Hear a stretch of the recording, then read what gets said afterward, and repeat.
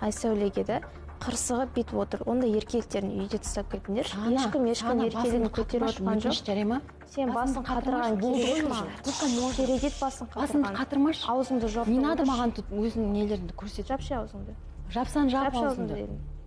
Сколько можно кішкене бірдеңке айтайын. Қазақша. Кішкене адам бірдеңке айтайын. Білдік орысша бір-екі ауыз сөз білетініңді. Просто қыспа еркелігін тастап кет. Жапшы аузыңды. Жапсаң жап.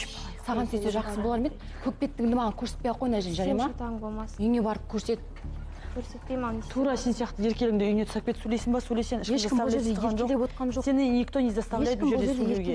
Сөйлейсің ба, сөйлемейсің ба, сколько продолжается? Білдік бір-екі ауыз сөз орысша білетінді. Мыңғырламай қазақша сөйлеш. Сана сен өзіңе қарабаш, сен сізде орысша сөйлейсің ғой? Қазақша сөйлеп отырмын.